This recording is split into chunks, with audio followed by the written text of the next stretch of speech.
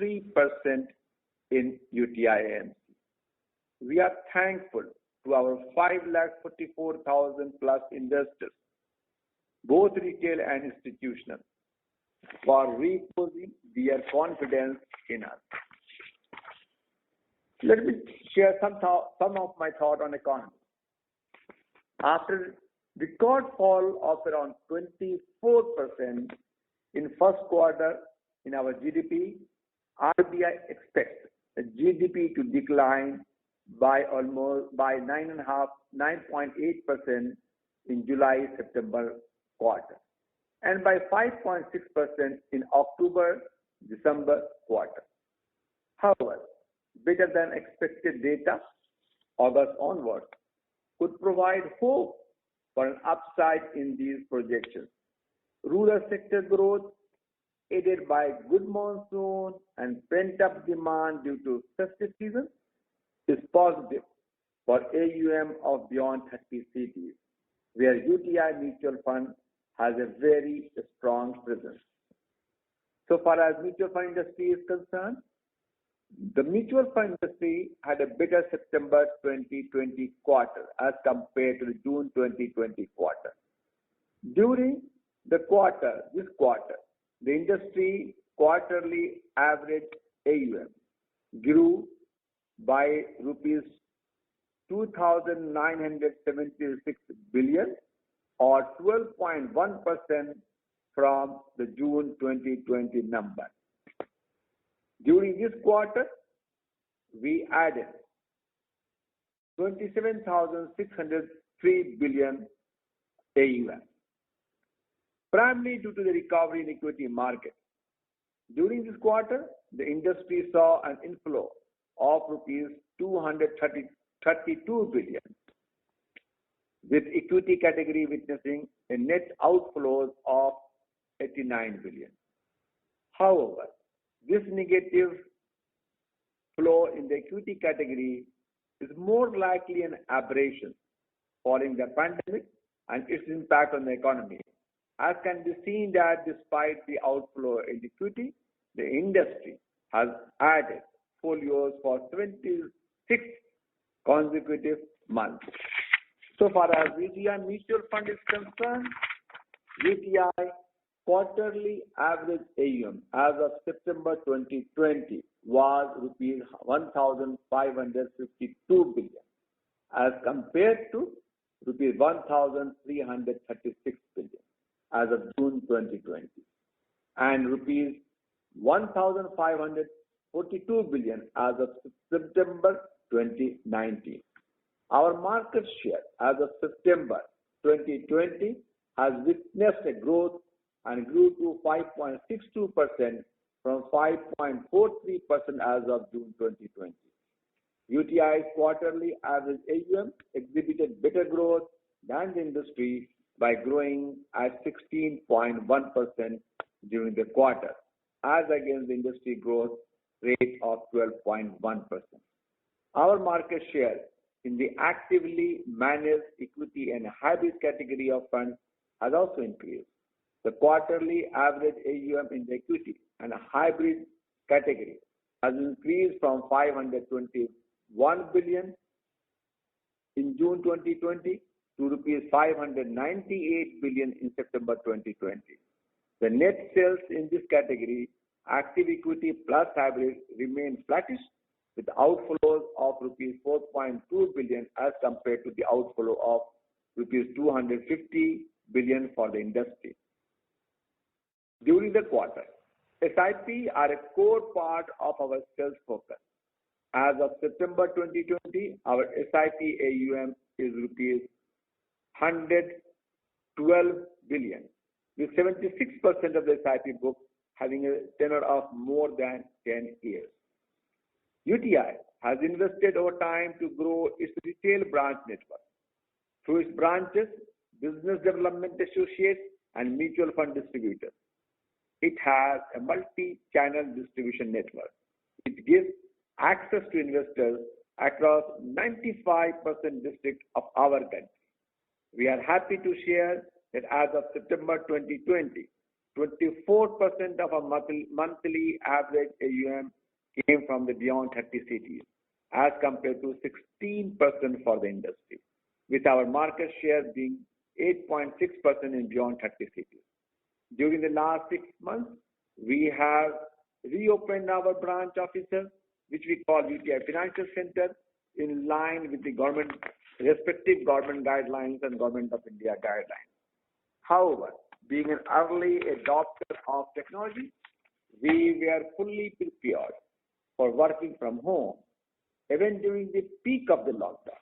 We are very pleased to inform you that we were able to process all investor requests, whether it's for purchase or redemptions, on time.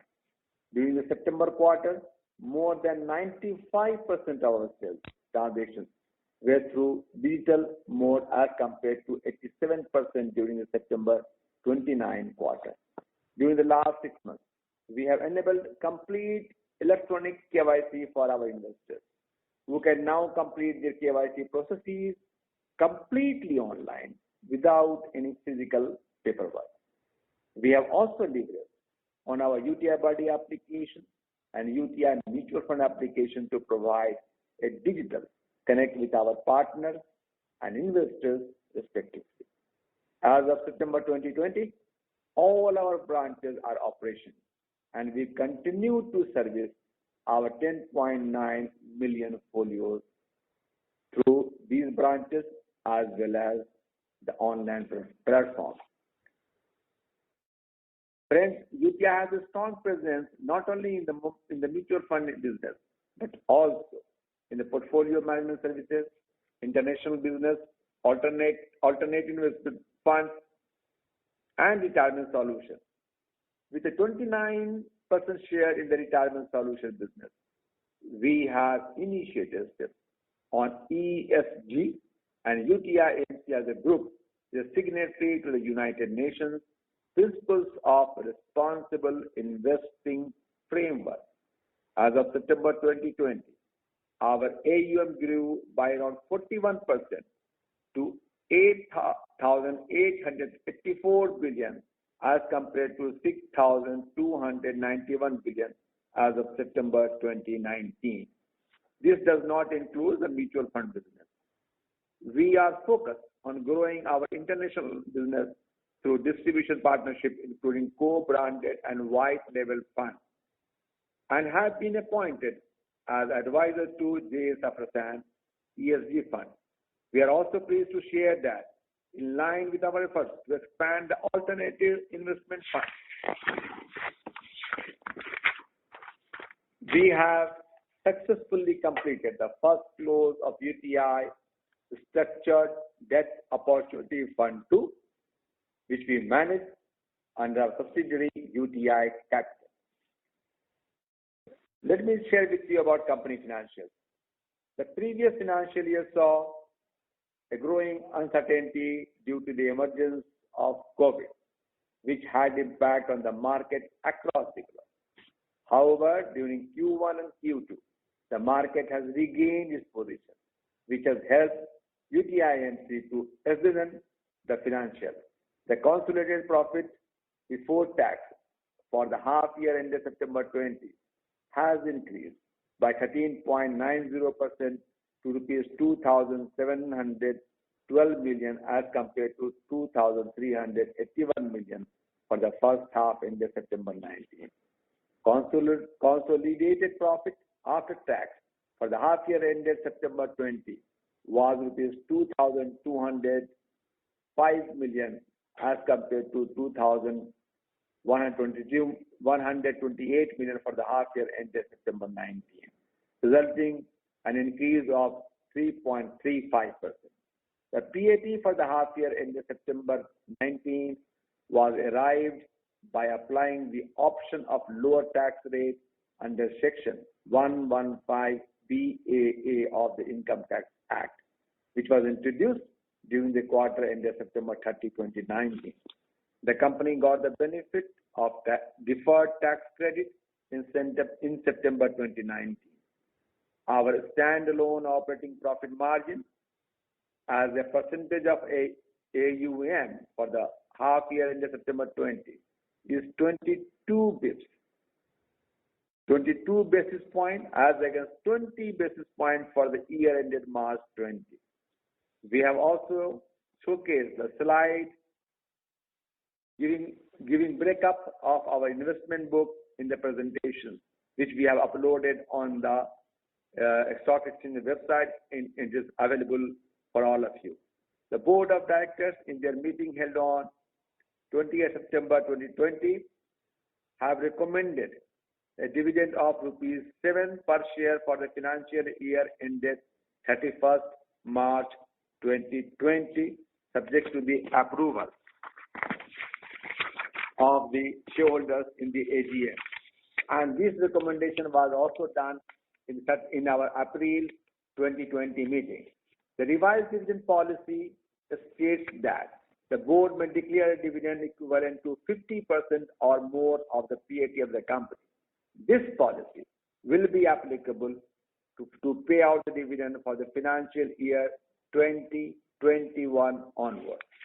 To summarize the discussion, we would like to mention that with the economy recovering from the impact of the pandemic, the mutual fund industry is in a good position to leverage on the growth recovery. At UTI, we are making all efforts to grow in line with the industry and leverage on our strengths in the retail business and growth of our digital business. We are not only focused on our mutual fund business, but also on growing our portfolio management, international operations, retirement, and alternate asset business. We thank you for your participation in today's call, and me and my team is ready to take any queries, any questions that you may have. Thank you. Thank you very much, sir. Ladies and gentlemen, we will now begin the question and answer session. Anyone who wishes to ask a question may press star and 1 on their touchtone telephone. If you wish to withdraw yourself from the question queue, you may press star and 2. Participants are requested to use handsets while asking a question. Any participant who has a question may enter star and 1. Ladies and gentlemen, we will wait for a moment while the question queue assembles.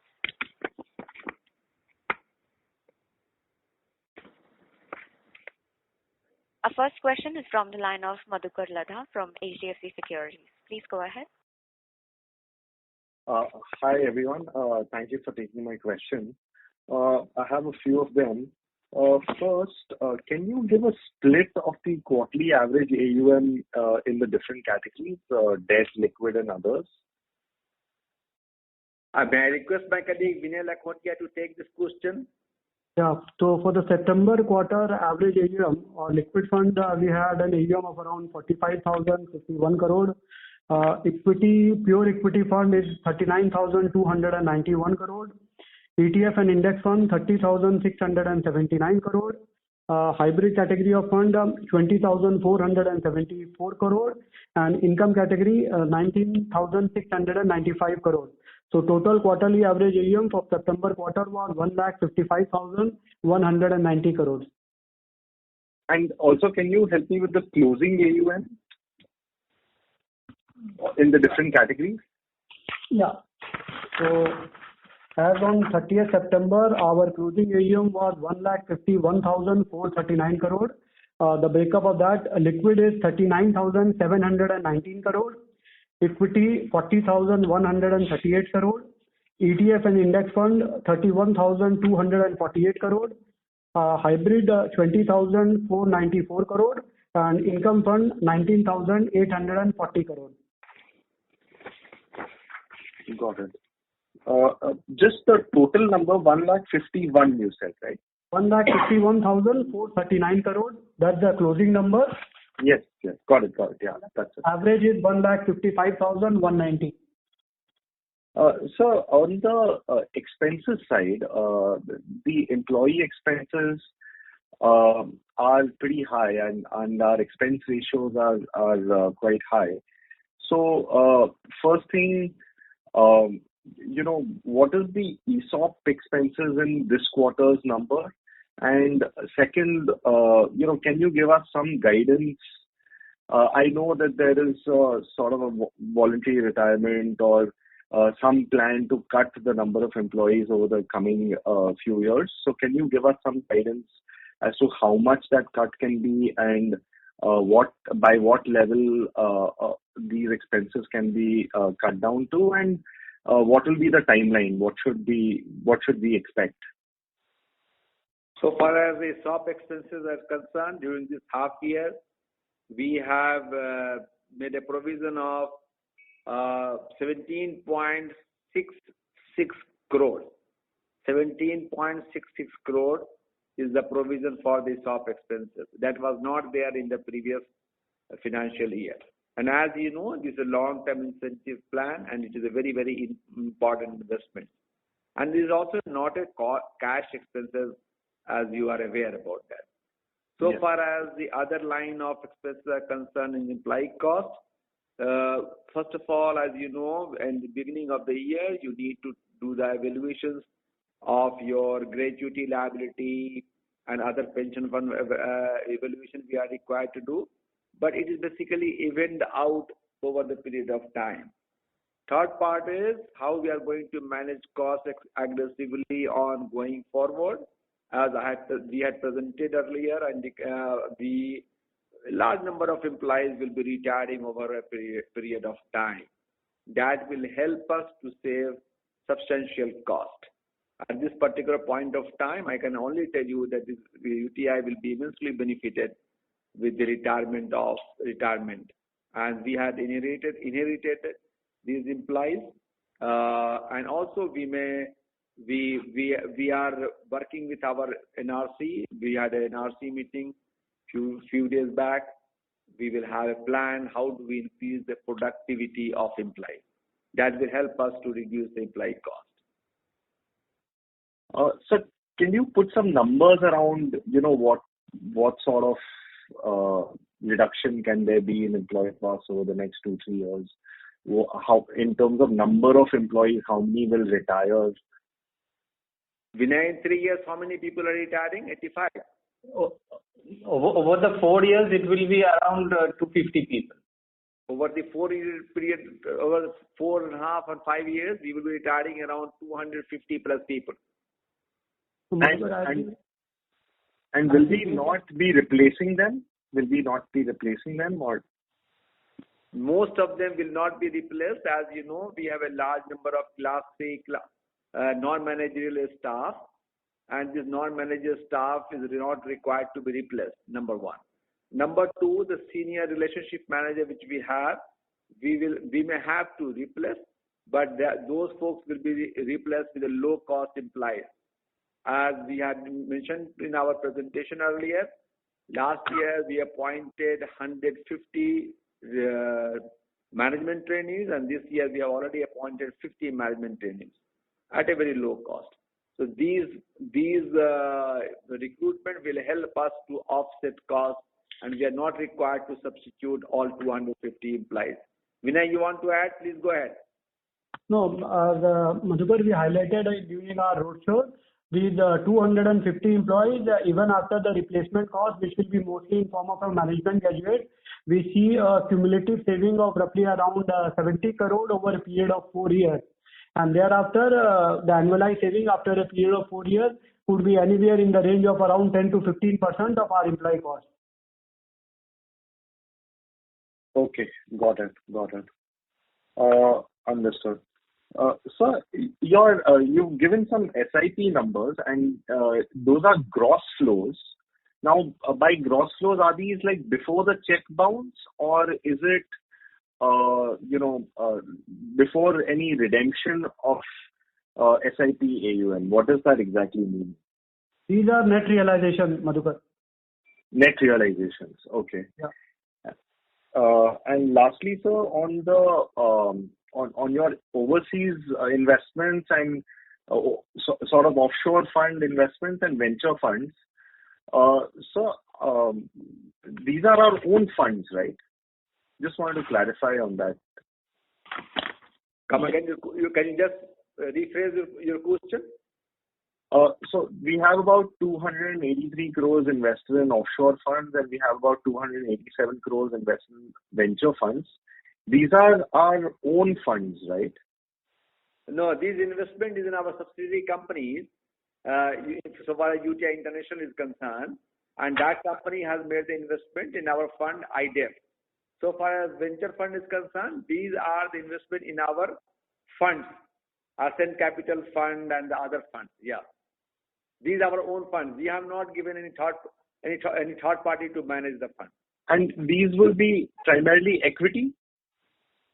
We have equity and the structured debt opportunity fund. We have equity and the structured debt opportunity fund. Surajit, please give the breakup. Yeah, out of these 282 crores which you said, Madhukar, IDEF, that is India's Dynamic in Equity Fund, we have 262 crore, and in Balanced Fund, which is a debt fund, we have 20 crore, and in the venture fund, like Mr. Rahman said, we had in SDOF we have around 120, which is based in India.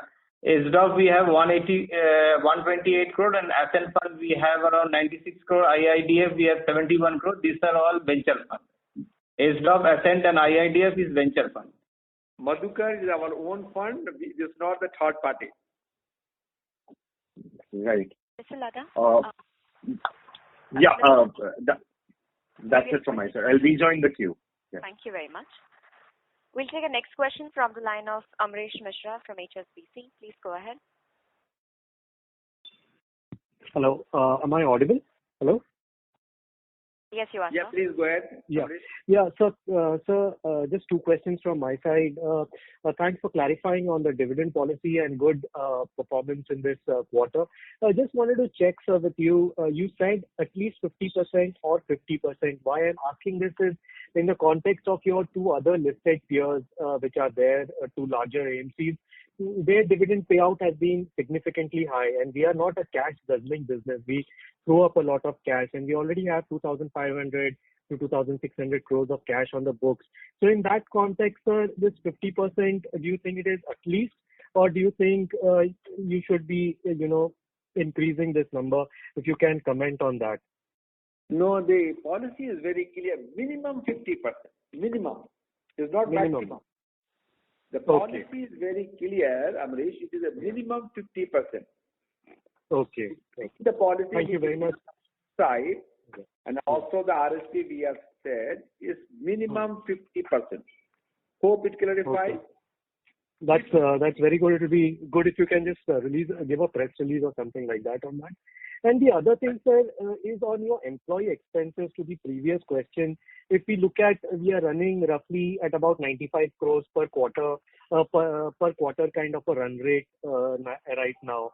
At least if you were to look at the half yearly, you clarified in terms of 17 crore being the first half ESOP expenses. So from a full year perspective, when I look at your employee expense, it looks to be a little shy of, it looks to about 380 odd crores, little shy of 400 odd crores. So we are running at something like 25 basis point kind of a employee cost on our mutual fund AUM, the number which sir gave of 1,51,000 crore, whatever we are AUM.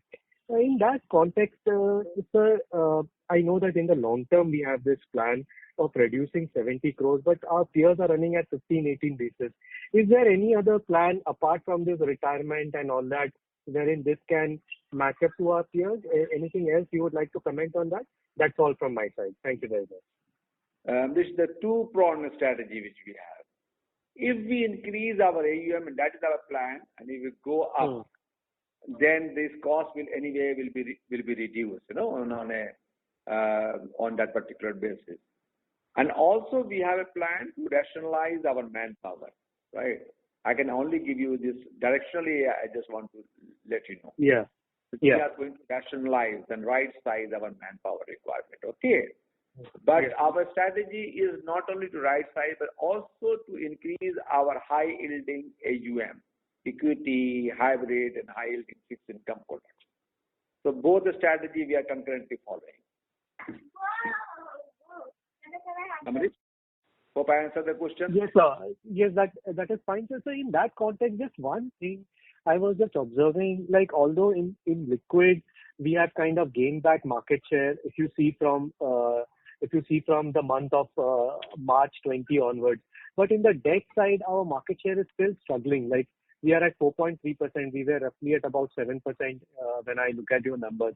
In equity, we are maintaining market share. So what is the issue now, given that all the cleanup, etc., has happened? Why is the market share there not catching up? That's my last question, sir. Very good question. Vinay, can you just add and inform that we had closed down that? Yeah, Amrish, 3 of our flagship fund, UTI Ultra Short Term Fund, UTI Treasury Advantage Fund, and UTI Short Term Fund, we have actually closed down for subscription over the last 2 years. Mainly because of credit crisis issues, and we don't want the existing investors to suffer. Post settling of this credit crisis issue, we have opened these schemes for subscription in the month of June, and the Q2 numbers of sales of these funds have been quite encouraging. In Q2, from these 3 funds itself, we have mobilized close to around 1,640 crores of fresh sales, and the net sales number has also been positive for the income fund in excess of 500 crores for Q2. So going forward, we believe that with the opening of sales under these schemes and also on the backdrop of improved performance in most of our flagship funds on a 1 year and a 2 year basis, I think we'll be able to increase our traction under the fixed income fund and increase our market share, especially under the high yielding fixed income product. So Amrish, I just want to add here this. We had not closed down, but we decided to increase the exit load and make the commission zero. Okay. And in the month of June, we removed this exit load and came out with the market-linked incentive plan for those funds. The performance is very good. We have seen a significant improvement in the performance. Performance is good. Performance is good, sir. The only thing is that we have a good name, UTI. And if you see the other PSU kind of names which are there, they are gaining a lot in terms of market share.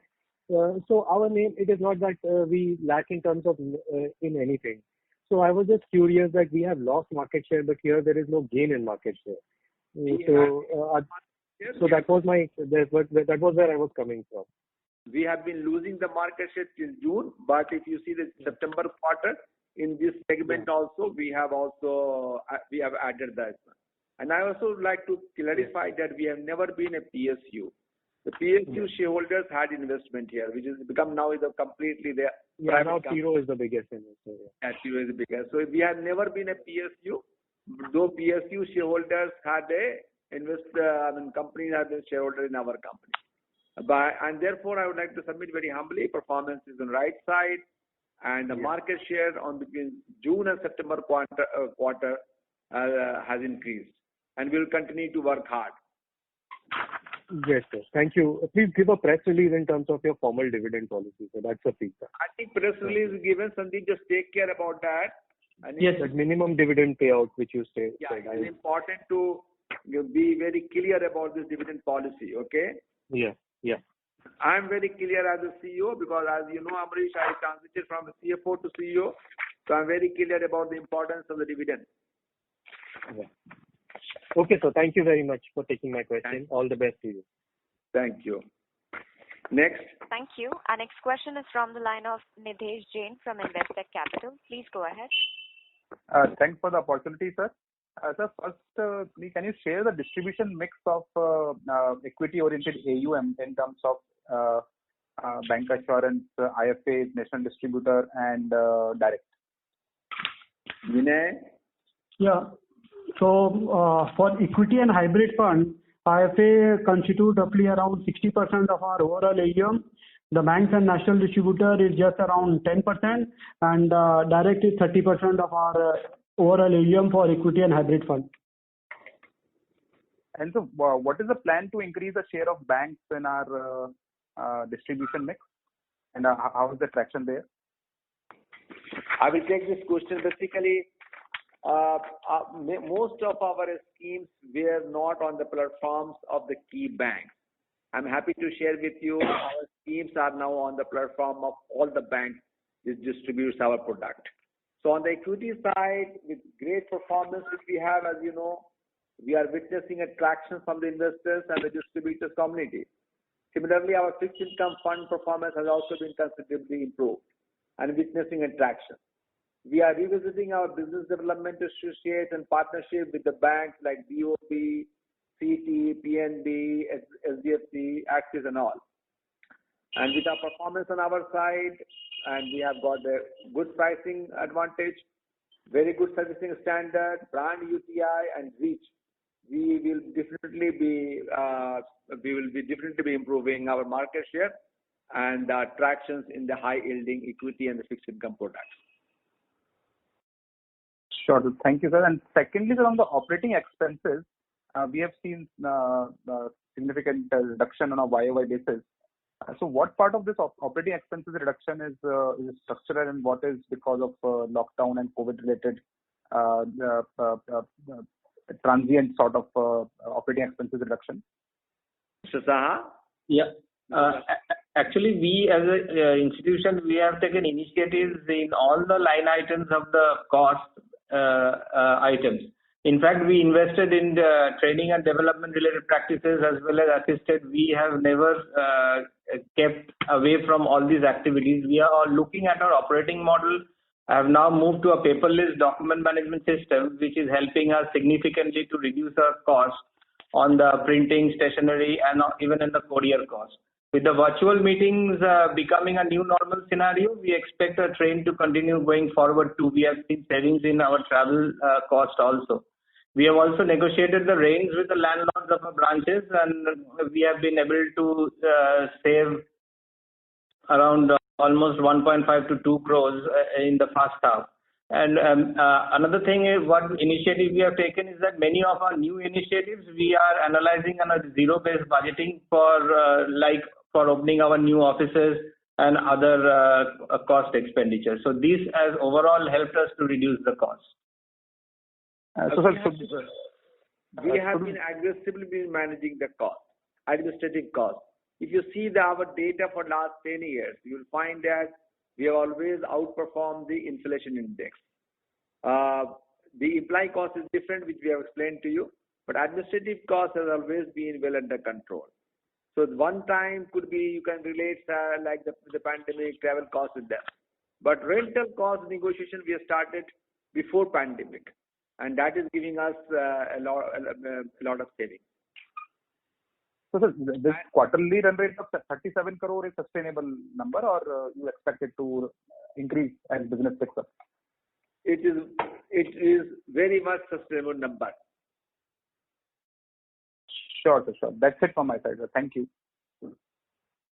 Thank you. Our next question is from the line of Ajaz Henry from B&K Securities. Please go ahead. Thank you for the opportunity, sir. My question is a bit more fundamental.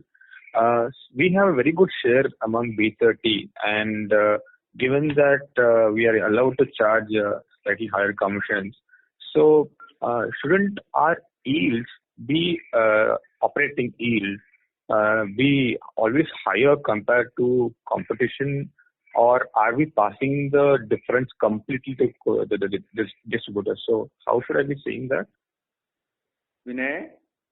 No, in terms of B30, we are allowed to charge additional 30 basis points. So revenue sharing arrangement normally with the IFA, especially of a B30 center, is in the ratio of around 50 to 50% or 60 to 40%. So we are gaining some AMC fees as far as the B30 AUM numbers are concerned. The yield you can say is slightly lower because we have a substantial higher proposition of ETF and index fund. So our ETF and index fund as an overall composition is 20% as compared to industry average, which slightly dragged down our overall margin number of around 47 basis points. Okay. So that is the reason why our yield has declined despite mix getting better, like year on year. So no. Year on year, if we compare with the last 6 months, the dip has been only by 1 basis point from 47 to around 46 basis points. But that's primarily because we started the year on a low equity base because of the market depreciation in the month of March. But we are confident of maintaining the last year yield margin number of around 46 basis points for the full financial year. Got it, sir. Got it. And sir, on the IFA base, what are we doing to make sure that since we have 60% of, we are dependent pretty much on IFAs.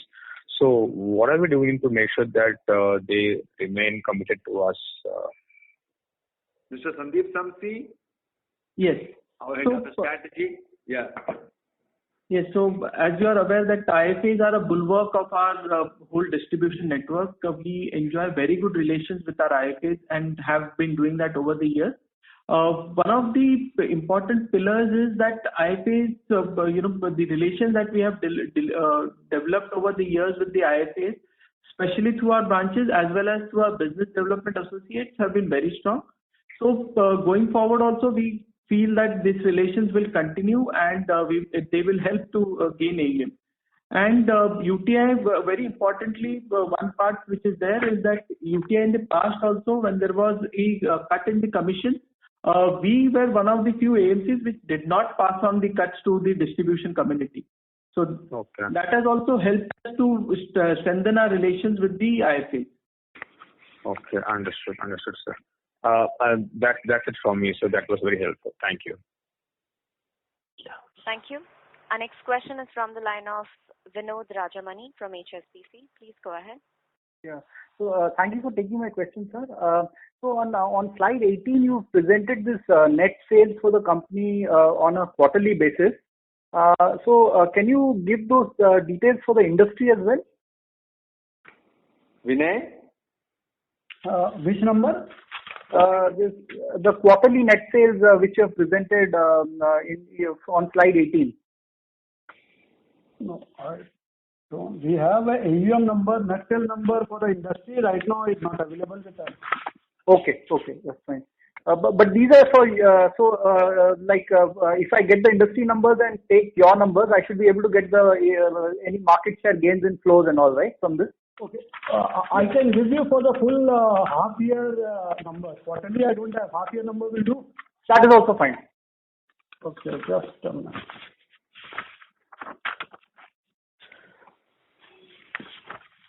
So for the full half year, our net sale for the all category put together was 13,364 crore as compared to an industry number of 1,47,247 crore. So we are virtually at 8% of the industry net sale number. Just give me, I'll give you an equity and hybrid breakup. Equity, our net sales were 333 crore as compared to an industry net sale number of 2,496 crore. And for hybrid, our net sales were 189 crore as compared to an industry negative net sales number of around 2,658 crore. Yeah, that's very helpful. Thanks so much. Then the second question I had was, will PNB also be reducing their stake below 10%, sir? Is there any timeline for that to happen? I'm unable to answer this question. First of all, there's a lock-up period of 1 year. Okay. Existing shareholders for 1 year.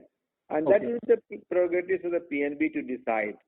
We have nothing to do. We are a completely board-governed, professionally managed, independent company where these 4 shareholders are less than 51%, and we are like a private company. Okay. And also on this employee cost, this 10 to 15% kind of reduction in employee cost. That number is right? I mean that is the number you have kind of put on record. Vinay, please explain properly. It should not look like this guided information. Vinay, please explain properly. What we have guided is that over a period of next 4 years, at least 250 employees are retiring. Yeah. So even after considering the replacement cost, we see a cumulative saving of roughly around 65 crore in our employee cost over a period of next 4 years. So next 4 years, the saving is 65 crore on a cumulative basis. And after a period of 4 years, the saving will be in the range of around 10 to 15% of our annual wage bill. Understood. Thanks so much. Those were my questions. Thanks a lot. One more point which is important for me to share, that in case of any appropriate sizing of the manpower, we have in reserve some money with us to use for the right sizing of the team. Okay, that will not get the to some extent, that will not be charged to the profit and loss account. Okay. Yeah.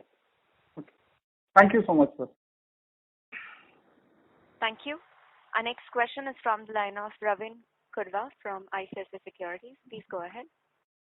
Yeah, hi. Thank you for taking my question. I just wanted the breakup of revenue for subsidiary companies. And if it's possible, then can I have the revenue and expenditure and operating margin as a percentage of AUM numbers? Yeah. In respect of the total income, I can just tell you it's 450 crore in respect of UTI AMC. RSL, it is around 8 crores. UTI Capital Private Limited, it's around 5 crores. UTI Venture, it's very small, it's around 8 lakhs. Because there are no schemes, we are merging it with UTI Capital. And UTI International, it's around 98 crores. Okay, thank you. And in terms of the revenue and expenses and operating margin as a percentage of AUM, can you just give us those numbers? So management, the revenue margin number is roughly for September quarter is 47 basis points, and PAT margin number is around 23 basis points. Okay, thank you. Thank you. Our next question is from the line of Viraj Kacharia from Securities Investment Management. Please go ahead. Yeah, thanks for the opportunity. I just have a couple of questions. You said that he would now be there on all the bank distributors. So in terms of, in terms of our distribution, are we now there across all platforms? Are we present across all platforms, or do we see any avenues in terms of, either growth through IFAs or further additions of national distributors? So will that be a growth area for us, or we are now pretty much adequately covered and focuses more on better utilization of the distribution? We are utilizing all channels, national distributors like NJ and all. They are our partners. 1 year back, we didn't have engagement with them. They have started distributing our product. Banks have started distributing our product. We are on their platform. So whether it is IFA or the bank channel or the national distributors or the regional distributors, we are using all channels to distribute our product, including the fintech. Plus, we, as you know, to serve the institutional clients, we have our own dedicated channel to serve the institutional clients. But for the retail and HNI, we are using the bank channel, we are using the nation distributors and IFAs to distribute our products. So what is typically our approach, with these distributors? Are we usually typically going with, say, offering a slightly higher commission than the market, practice, and trying to, gather more funds? Or what is the larger focus area when we are talking about, raising funds to these channels now? Regarding the pricing, Vinay will share with you, but so far our strategy is concerned. UTI brand is a household name, the oldest brand in the country, and most important thing to place is our performance, is our processes and our team. I would like to make it a long-term, successful and winning organization, and for that the brand and performance matters. Our process matters, and indeed the pricing also plays some role. Vinay, can you share your thought on the pricing, please? So the pricing is almost a standardized pricing formula ranging from around 50 to 70 to 75% of the total expense ratio that is being shared by the manufacturer to the distributor. 50% being the lower end to the IFA category, and 70-75% to a bank and a national distributor. On the pricing part, just one point to highlight, we do have a slightly competitive advantage as some of the other bigger players, because we have only just one scheme which falls under the 10,000 crore AUM category. Rest all schemes are slightly below than 10,000 crore AUM category. So we do have a flexibility of charging a slightly higher expense ratio and sharing the same with our distributor. So if I compare my AUM with some of the other schemes which are at 25,000 crore, I do have a pricing advantage of around 5 to 10 basis points.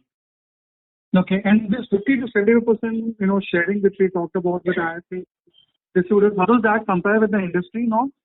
I think it's a very standardized pricing formula across all the players. Okay. Just two more questions. On the pricing part, somewhere in the early part of the conversation, you talked about when the TER cut in equity happened, we kind of absorbed bulk of the, impact. So if you look at our overall revenue yields, either way they are at the lower end compared to other players in the industry. And this also kind of sets a very different set of expectations among the IFAs or, other distributors, especially when the next TER cut, if it all happens. So what is the broader thought process about, why we kind of took or absorb a larger part of that hit?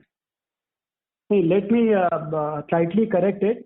The absorption happened only at the time when there was a reduction in the exit load pricing of 5 basis points. At that time, UTI AMC absorbed. But when the TER cut happened in the month of October 2018, the entire cut of around 8 to 9 basis points was being passed on to our distributor in form of a reduced sale commission, both on the stock AUM as well as the fresh inflows going forward. So we did pass on a TER cut of a total amount of roughly around 60 to 65 crore to our distributor in the month of October 2018. Okay. This last question was on the other expenses. So, you talked about us taking a couple of initiatives. Now, we also, one initiative which we have been talking quite a lot is on the digitalization part. So, what kind of investments we have been making in terms of P&L and, what kind of savings we may see, over a period of time from these investments? Sorry, could you repeat your question? We couldn't get that. So, we've been talking a lot on the digitalization initiatives which we have been, taking in the last 1.5 years. And we're making a couple of investments towards the same. So, if you can just quantify what kind of investments in terms of P&L we have been making towards these digital initiatives and what kind of savings we expect over, a couple of years time. I think the investment has already been made in this digital asset over the last 2 to 3 years. Just to give one example, right now we have become a completely paperless office. As part of our Go Green initiative, we have ensured that no paper is being printed and signed and the entire document moved in an electronic format. So we do see a saving of roughly around 20 to 25% on these administrative line item expenses. And as Surojit already mentioned, the bulk of the other expenses saving has come from a rental reduction, which could be anywhere in the range of around 10 to 15% of our total rental expenses for the last year. Okay. Can I squeeze in just one more question, if I may? We have been making a couple of investments in different product schemes, and different categories. So going forward, what is broadly our approach? Do we need more investments to support these products or new product investments, or what will our approach be going forward with the surplus cash? See, the capital allocation, the two pieces. If any growth opportunity come in organic growth, we will definitely capture a particular opportunity. But we have to expand our business and launch increase our AUM in our international business. We have launched our SDOF 2, which is closed. First closure is done.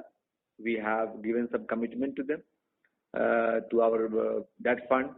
And definitely we have got a very rich experience in managing the AIF equity side. We have a very small fund now that has also been on the verge of closure. We may also launch we may develop the competencies and have launched the appropriate AIF fund at an appropriate time. Would these require significant investments going forward, or they will be small ticket size investments? It will not be required as very significant investment. The significant investment may be required if there is growth opportunity comes in an organic way. Okay, that's all from my side. Thank you. Thank you. Our next question is from the line of Madhu Gupta from Quantum Asset Management. Please go ahead. I just have one question. Your other income in the September quarter has declined by 19%, and even for the half year it is down by 10%. What is the reason for the same? See, this is not a decline as such. If you see from 223 to 200, basically it's a foreign exchange income which was there in the quarter 2 of 2019, and in the next quarter, that is in 2020, it has come in the expenses. So it is basically because of the foreign exchange item. Otherwise, there is no reduction as such. Okay, thanks. Thank you. As there are no further questions from the participants, I now hand the floor back to Mr. Imtiazur Rahman for closing comments. Over to Thank you so much. Thank you so much for participating. In case you have got any further questions, you can get in touch with us. And thank you so much. Thank you, Inba, for organizing. Thank you. Really appreciate it. Thank you. Thank you, members of the management. Thank you. Ladies and gentlemen, on behalf of UTI Asset Management Company Limited, that concludes this conference. Thank you for joining us, and you may now disconnect your lines.